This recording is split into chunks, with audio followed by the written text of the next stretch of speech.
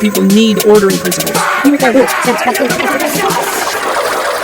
Hi, it's Sam. Sorry to interrupt. Just a disclaimer before we start. This episode was recorded back in November of 2018. So references to the Feminist Anti-Fascist Assemblies meeting every 2 weeks are no longer current, but their Facebook page is still up and still broadcasting. So if you want to get involved, do like that. 12 rules.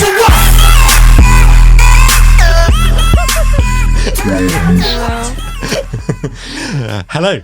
Welcome to 12 Rules for What, a new podcast on the far right from the perspective of the left. My name is Sam, and I'm here in the studio with Alex. Hello. And Amy. Hi. How are you, Amy? I'm good, thank you. How are you doing? Yeah, I'm extremely tired, but hyped to be talking about masculinity, which is the theme of this show. It's my favourite topic. Deeply unbelievable. Okay, good. The construction of a fascist masculinity is central to any kind of formation of fascist ideology, we would argue. And we should say right from the start that there's going to be a content note for discussions of sexual violence, misogyny, racism. We're talking about really bad people. I mean, it's going to be bad. If you like, just to give you a heads up. From the original fascist movements like the British Union Fascists or Mussolini's Italy, the construction of a new man was central to kind of how that movement started, and it has its roots in the like kind of World War I dispossessed veterans coming back and feeling completely alienated from like pastoral familial society and needing to go off on their own and be men in groups. The British Union Fascists was especially interesting because for the evocation of a colonial frontier mentality. It's often thought that America is the only place that has a real frontier in the West, but you know, places like India and Pakistan were like mythologized in British Union Fascist kind of literature, and we see this moving throughout the 20th century until we get to the alt-right of today, where we see a real conjunction of white nationalist and intensely misogynist thought coming together in the alt-right. Yeah, I think that's a great summary of the kind of movement from classical fascism until basically today. I think what we're going to do in this episode is try and kind of tease out some more kind of detail about how this transition has happened and what new things have been added to the politics of gender or the politics of masculinity, and how has it been reconfigured in the contemporary world. Is there anything you want to add to that, Amy? No, that was great. I guess like we'll be kind of speaking about more of the specifically like especially in the UK about different like ideologies that the far right are forming here and how that relates to gender and race and how they basically uphold one another. But yeah.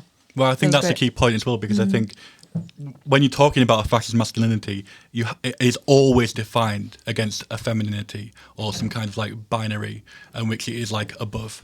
And I think that's what we need to kind of really grapple with in this episode. Is like we can't just talk about masculinity. We have to talk about womanhood and femininity and how those things are subordinated within like a racial hierarchy as well, which I find incredibly interesting, if appalling. The most kind of, vivid formation of this recently was the politics around the DFLA. They ran a kind of completely cynical, obscene campaign. They claimed as a way of gaining justice for people who had been sexually abused, but the campaign was kind of through and through racist and misogynist, and was almost exclusively led by men in the kind of classical trope of white men saving women from like brown men.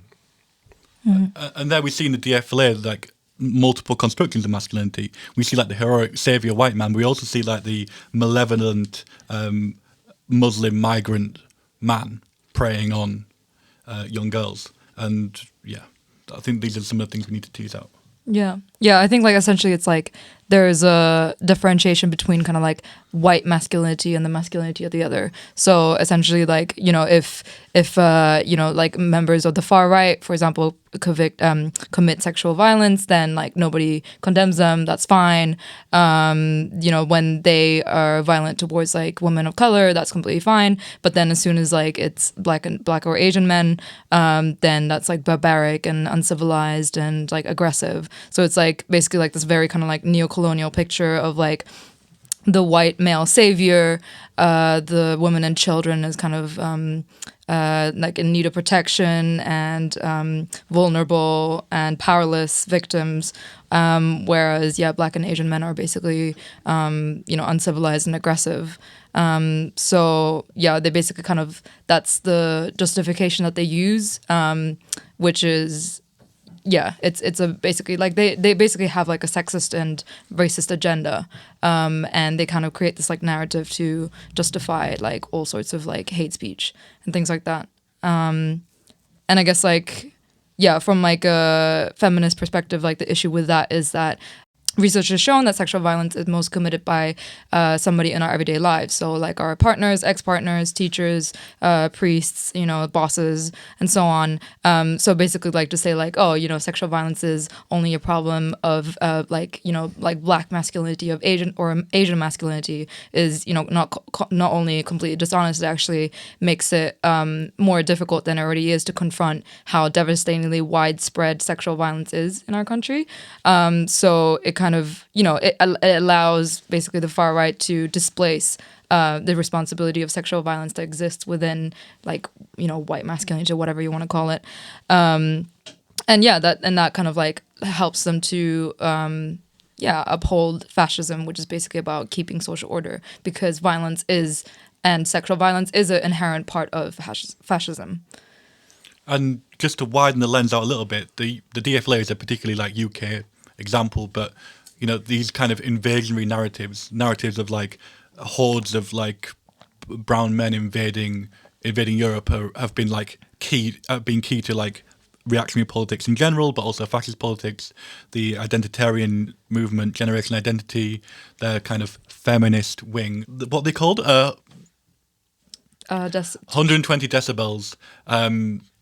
Has its that kind of invasionary narrative has its sharpest expression, but of course, any kind of reactionary conservative government at the moment, radical right government like Viktor Orban in Hungary, Salvini in Italy, it's all based on this kind of invasionary narrative. So it's essentially like. Like they constantly talk about, you know, the rape of our country and the rape of our girls, but then like when especially in the U.S., the far right are basically, you know, like justifying rape and or even say like rape isn't a thing, rape isn't like marital rape is like impossible and things like that. So there's a clear kind of like double standard and cognitive dissonance. Let's go back to the past, back into kind of classical fascism, and see how some of these things are kind of configured in movements back then. One of the things you mentioned, Alex, was the Freikorps, returning from the First World War, basically kind of a like petty bourgeois or bourgeois kind of officer class people coming back and having been what they saw as never having been defeated militarily, but kind of stabbed in the back, and this narrative that, of course, became, you know, very, very heavily racialized, and was probably racialized from the very beginning as well, about betrayal and fearing, in Klaus Theweleit's telling in this incredible book, Male Fantasies, fearing a slow slipping into what is described as kind of a slimy mire of bourgeois life, the kind of mediocrity of life after the First World War and after this kind of completely macho space of the military. And one of the kind of components of a classical analysis of fascism is that fascism is distinct from other totalitarian ideologies or other authoritarian ideologies, in that instead of being a government that is distant and kind of rules over you, fascism is everywhere, every part of your life. And so the private sphere becomes the public sphere. And so anyone who is awake is in fascism and is required to act by kind of fascist rules. And so what we're looking at is what Alex said earlier, this completely macho space, acting completely independently, acting in a way that, at least in their imagination, excludes women. And so you can see fascism as an attempt to produce a male-only space. And of course, that male-only space is like intrinsic to fascism's ability to exist. Like the only way you can like have this such wholesale seizure of private life is if you have these like independent kind of extra military units of men enforcing and policing this fascism. And so the contemporary instantiation, you might say, of this male-only space is the not explicitly far right yet, in most part, men going their own way. It's often condensed into the acronym MGTOW or MGTOW. It's a movement of what you might think of as kind of male separatism, attempts to create kind of male-only spaces based on an honest. It's interesting the direction the incel movement has gone, which is now like a patriarchal kind of expression of male violence, which kind of exists in like these very public kind of acts of violence and these manifestos. When incel was originally conceived, it was conceived of by a woman who took on that identifier for herself and created spaces on the internet for men and women to talk about this kind of condition that they had, this inability to have sex. And that has morphed, and it has, I would say it's definitely there's been a very conscious effort on the part of like reactionaries in general to kind of take this kind of like community of people who are like very sad in their lives and very alienated and turn it into a much more sinister direction and towards a much more racist, misogynist direction. A key figure in this was this guy called F. Roger Devlin, who is, you know, a white nationalist, a avowed member, self-described member of the alt-right, who wrote a text in 2006 called Sexual Utopia in Power. And what's really interesting about this text is that almost 100% of the concepts that the alt-right talk about today exist in this one essay. And it really is a foundational text for not just incels, but pick-up artists, men going their own way, and other kind of like the Gamergate crowd as well. There's this talk of hypergamy, which is the concept of women marrying up to or like seeking men of higher social status, of male harems, women with vast quantities of men that they all sleep with, and the kind of like naturalization of human relationships. And then what I mean by that is of the use of like mating patterns in the animal world, and how that relates to human behaviour, which obviously humans are very different from baboons, for example. We don't, you know, shit out of trees. We Speak for yourself. Sorry, I don't know why I even said that. Anyway, it sounded clever in my head. The interesting thing about Sexual Utopia of Power, of course, is that it's really not a racist text. There's one line at the beginning, and it starts off racist, and it's Devlin says, "It is well known to readers of this journal that white birth rates worldwide have suffered a catastrophic decline in recent decades." And it's important to point out that the journal he refers to is called Occidental Quarterly, which is a white nationalist, you know, journal with pretensions towards academia. But aside from that line framing the entire thing, kind of the collapse of like Western civilization is kind of put on women and the sexual liberation that women had in the 1960s and 70s. We should perhaps kind of clarify why we think it's important to talk about this stuff. And one of the things we talked about a lot in our introduction to this podcast series was this idea of metapolitics. So it's not necessarily that we're identifying MGTOW and, you know, other things that appear to be kind of basically kind of naff, stupid cultural movements as explicitly fascists, because I don't think they are fascist yet, most of them. Definitely there are some fascists in these movements, like authentic, proper fascists, but like they're not explicitly fascist movements at the moment. But it's important that the entire discourse is being shifted. The Feminist Anti-Fascist Assembly have made a really important intervention into this question of masculinity in the far right, not only politically, but organising against the DFLA in October. So the reason that for the Feminist Anti-Fascist Assembly, putting feminism at the heart of anti-fascist organizing, why that is important is, of course, yes, like the subordination of women is a really core part of fascist ideology, and the idea of race and gender is very much entangled in their discourse. And we've seen in history that fascism basically always leads to the infringement into rights of women and LGBTQ people and so on. But like why this kind of feminist anti-fascist critique of fascism has been so effective has been because it kind of like we're not just confronting them physically, we're also confronting them politically. So by so first of all, we're kind of taking away the right for them to claim that they're representing women and children and speaking on behalf of them, and as if they're kind of like the experts on sexual violence, when in fact like they're using complete kind of false statistics and false reports and not really looking at the reality of sexual violence being part of like all of our communities, and as a result of the patriarchy, capitalism, why fascism is always is so like resonates so much with the people is because in points of crises they pick up on issues that people are real issues that people are facing, and kind of twisting this into kind of divide and rule thing of like blame, like scapegoating like either women, like sexually liberated women, or trans people, or like, well, of course, non-white people.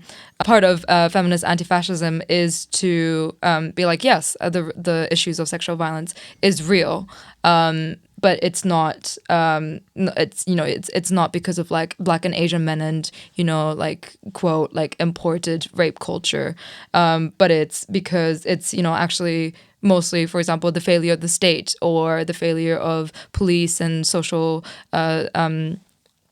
care to actually protect women and vulnerable girls and so on.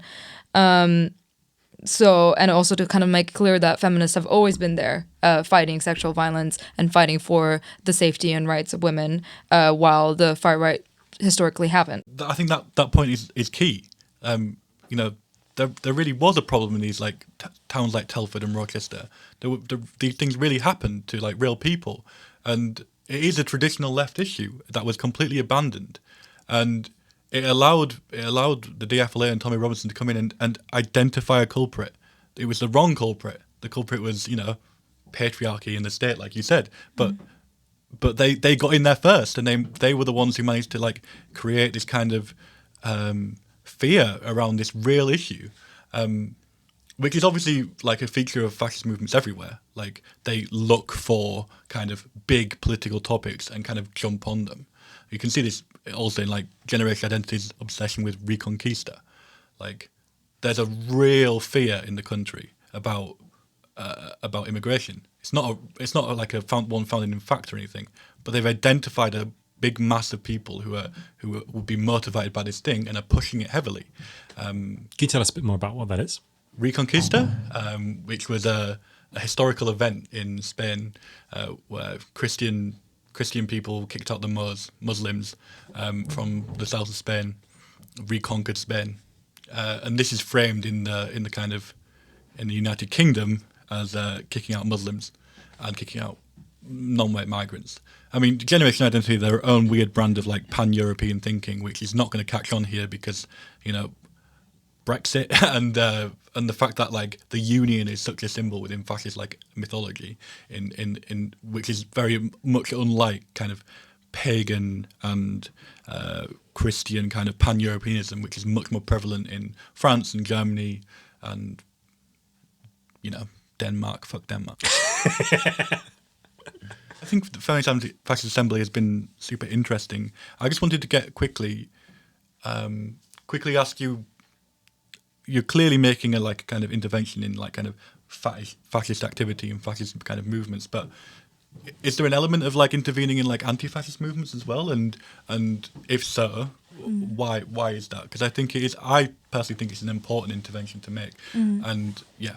Yeah, I think like, yeah, so of course, there's this kind of general idea that anti-fascist organizing and action has been historically quite like macho, and that it's kind of like, meeting the fascists on the street because they are on the street, and kind of like this macho one-upmanship, which I guess, is like the kind of, stereotype of anti-fascism, which like isn't fully true, because of course there have always been like a lot of women in these like organizing, doing a lot of kind of behind the scenes work, as well as like being on the streets there as well. But yeah, like essentially when we got together as an assembly, one of the first things that there was kind of like consensus in the room with was that like a lot of the anti-fascist organizing has been quite alienating to women and non-binary people, and a lot of them were involved in organizing, but at some point just like felt like it wasn't like a place for them. They felt like especially the idea of like accessibility and care, which is a core part of feminist anti-fascism and our idea of what like militancy is. Essentially I think that it is a form of, because it's not just like a problem within like anti-fascism, it's a general problem within the left, that certain voices do get marginalized, and that, for example, like things like childcare is neglected. But either way, like, yeah, we are, for us, it is very much about kind of like redefining what militancy means, so that militancy is not just like physical confrontation, but like it can also be joyful, it can be warm, it can be caring, it can be accessible, like all these sort of things. And also I think I really like this kind of idea of like reconfiguring militancy, or reconfiguring what it means to be anti-fascist. I think, and that can play out in many ways. There is certainly a kind of masculine idea of like there should be I think that there is a welcome de-emphasis of militancy as like individual prowess, and men testing themselves against other men in like the street, and towards like a kind of militancy that means like militantly organized, people acting together, people like supporting each other, caring for each other, recognizing that a movement is built from many different parts, which often the anti-fascist movement, like kind of legal support or care support, has been either not done, and it has like really messed up a lot of people, or it has been kind of invisibilized and left to like partners, or left to like friends, or children, or whatever. The people who like go to prison to visit people, or the people who like after being out on the street have a meal cooked, things like that, which has really been in the background and is now increasingly being foregrounded, and I think that's to be commended, basically. Yeah, I think like and like I think one of the reasons that we felt that this was so important was because like anti-fascism has to be a mass movement, for which like accessibility is like a really important part. Essentially, like in the past it was like sort of enough to kind of just meet them on the streets, but now the far right have their hands in the media, in like parts of mainstream politics, all over the internet. So anti-fascism does need to have a kind of constant presence on the streets and in our communities, and kind of build on this idea of community self-defense, anti-fascism as community self-defense and working class solidarity, to put like feminism at its heart. So I think that was like one of the main ideas, was to kind of like, we need to build a mass movement. How do we do this? Well, first of all, it needs to include the people who weren't, in the past, like able to do these sort of anti-fascist actions. For whatever reason, that it could be like a founded reason, or it could be like a perceived reason. Like the fact that these people are not involved or feel alienated is still a problem, I think. Great. We've talked a bit about the kind of typology of men in fascism. So you, for example, Alex, mentioned the racialization of men, and Amy, I think you mentioned this as well, the kind of sense that there are like white pure men, and then there are like other men who are in some way like lesser. That's in kind of classical fascism today. That in, for example, in the alt-right, that's kind of transposed onto what is it, chads and betas. So chads are like the kind of alpha male, Soy boys as well. soy boys are the betas, right? Soy boys Soy are boys are betas, but because they eat soy, which has got estrogen in it. okay, so there's this incredibly strange biological theory of effeminization, basically. So not only is the fascism seen as rescuing a masculinity that has slipped, which is a trope, of course, from classical fascism as well. But now masculinity is seen as being kind of degraded continuously, even by the circulation of xenoestrogens, these idea that there's a kind of estrogen that exists in soy that gets into your body and renders you effeminate. Yeah. It's a completely baffling theory. Like there's nothing to back it up at all. But It's kind of like broken down like the kind of body essentialism of like of the past into like a hormone essentialism. You're not Right. a man unless you've got the right testosterone level Yeah. or the right sperm count. You Yeah. know, there's like there seems to be like a breaking with the past where there was like, you know, you were a man if you had the body of a man, into a kind of hormone essentialism where you're a man if you have the right testosterone level or you have the right sperm count, and eating a certain kind of soy will increase the amount of estrogen in your body and give you breasts. It's kind of, it seems really wacky when you say it out loud, but these kind of viewpoints have infused a certain kind of reactionary man on the internet, and we really need to grapple with why that is and how that's happened. They kind of love the kind of categorization of men into like alphas and betas, like you said, and soy boys and various different kinds of incels. People kind of bemoan their lack of kind of sexual activity because they have putting it down to factors of having thin wrists, or, you know, having a bit of bone in the wrong place, or, you know, this thing about wrong face. this thing about xenoestrogen and about soy boys is obviously distinctly kind of like transmisogynist, right? It's also like kind of a deep-rooted transphobia that's kind of, you know, structuring this as well. So it's not just misogyny and like kind of its, I guess, like classical form. It's also like transphobia. Yeah, that is like part of like fascism, right? Is like reducing everybody to their kind of like essences in there, especially their biological essences, so that they can be neatly kind of categorized into a social order, and, you know, into like some kind of like functioning fascist system. And I think like, yeah, like I think there's this whole kind of like idea of like fascism or the far right is not just fighting outsiders, it's fighting insiders as well. And within those insiders are these kind of like, yeah, like these like cultural Marxists and like feminists and like all these kind of things. The enemy within. Yeah, exactly. So there is like this like weird like duality of like what fascists are against, and that's another reason why, you know, like feminist anti-fascism is so important, because it's like we need to have like the insiders also need to kind of like stand up against fascism, because like to the fascists we're all kind of like the same thing that they need to kind of like control. And yeah, I saw a great expression of this actually. I was at October the 13th, but I was what's called spotting, which is like walking around in the middle of the fash dressed like a normal, to see where they're going and what their mood is and whether they want to fight people or not. And I got talking to like a, you know, quite a classical looking football lad, who was dressed in a bomber jacket, skinhead, kind of swaggered, waved his arms around quite a lot, and he had this kind of conception of the left, of the left men, as kind of like people who wanted to fight but were unable to. And I thought that is obviously another key theme in fascism, is that the enemy has to be weak and strong at the same time. They have to be a threat, but they also can't be better than you. And so this conversation where I said to him, what are all these people? He goes, oh, they just want to fight. They just want to fight. And I was like, oh, well, why don't you go fight them? He's like, they're just a bunch of faggots. Why would I fight faggots? They're not worth my time. And it's really interesting kind of duality of kind of the enemy and the person who is below your attention as an enemy.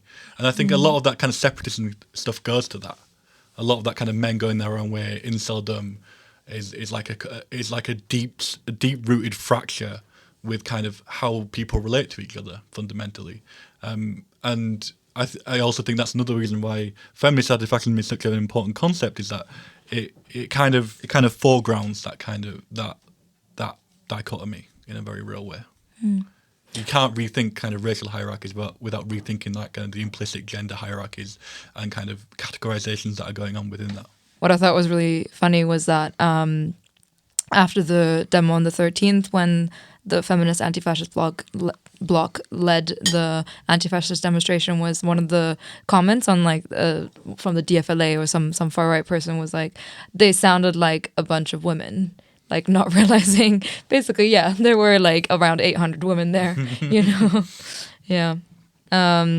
We talked about the kind of typology of men under fascism. Can we talk a bit about the typology of women? About how the different kind of women are like kind of broken up into like different types. Everyone knows kind of the saint, the whore, etc. These kind of dichotomies. How do you think these are kind of configured in, say, contemporary fascism, for example, in the DFLA? There's this really interesting thing, just going back to F. Roger Devlin, in that he describes the fact that there are no women in like white nationalist politics to the fact that they're just weak and they can't take it. But there's another interesting fascist thinker, a woman called Wolfie James, white nationalist, and she has a theory of that women are. It's kind of a bit like feminist anti-fascism in that she says that women can't be learners. I mean, obviously this is horrendously essentialized. Women can't be learners. They get lonely without kind of interaction with other women, and that is why it's hard to bring people into a movement that's dominated by men. Is that there's no kind of expression of like kind of womanhood within white nationalism. I mean, yes, that's the problem with white nationalism. It's like it's inherently exclusionary and reactionary, and is policed by like kind of quite violent kind of hierarchies that play out on the internet and in real life. So I think that's there's an interesting conversation to be had about racist women's place within racism, or like kind of fascist women's place within the alt-right, which I don't think has really been properly grappled with, aside from the kind of like controversy earlier this year where a lot of like alt-right women were speaking out about how alienating it was to be a woman in the alt-right. Yeah, I recently watched like a YouTube video with Brittany Pettibone and like two other kind of like female figures within the far right, and yeah, they spoke exactly about this kind of idea of like, well, within the far right there aren't like spaces for women to kind of get together, and like they were talking about like talk about women's stuff and like how women like to talk about like girl like whatever shit like that. Yeah, but then at the same time, you look at somewhere like India and the far right movement there, which is like very much like led by women as well. And that's because they've kind of really tapped into this like women getting together and talking about like women's issues and things like this.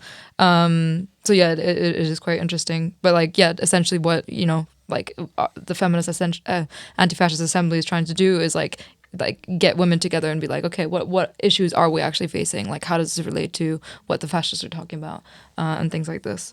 But yeah, like going back to this idea of like, categorization of women within the far right. Yeah, like fascism has always had this categorization of good women and bad women, and kind of like good women are rewarded and idealized and stuff like that, whereas like bad women are like punished and things like this. So it's like there's this total double standard. Like whereas as I was talking about earlier, like the DFLA want to be protectors of women and children, but then they're only going to protect the good ones, and like the bad ones just yeah. And that speaks to like a fascist nostalgia, which is like a nostalgic attitude is key to fascism, or like a harking back to a better time, a golden time. And we can see that in like the time when the white people were, much more explicitly ruling the world, and it can see that in a time when, women knew their place and had children and made food and kind of let men do their things in their lives. One of the kind of interesting parts of the Klaus Theweleit book, Male Fantasies, the wives of the Freikorps don't really appear in the stories. He quotes 7 diaries at length, and in all of them, the wives or girlfriends of these Freikorps don't even get named, whereas kind of minor characters in the story of their great conquests all get names. But there are certain kinds of submissive women who aren't even really to be defended, but are kind of just absent from the political sphere. And then the second category is that there's these kind of high-class German women who function as nurses at the front, and he describes them as pure white squares, just kind of floating around, and they're kind of annoying, but they don't really get in the way, and they're kind of deeply sexless. And then there are these horrifying, completely terrifyingly engulfing communist women who will devour you at the slightest moment. And the real urgency in the text is to escape being subsumed into these, the kind of terrifying maws of communist kind of hell women. I wonder... Communist hell women sounds great. Yeah, so Amy, could you tell us a little bit more about what the Feminist Anti-Fascist Assembly has been doing and will be doing into the future? Yeah, sure. So basically the Feminist Anti-Fascist Assembly came out of having kind of open meetings where kind of women and non-binary people would come together and be like, okay, so the far right are speaking on behalf of us on the idea of like sexual violence and on violence in general. So getting together and be like, okay, so what is the violence that we're actually facing in our everyday lives? What does violence look like in our communities?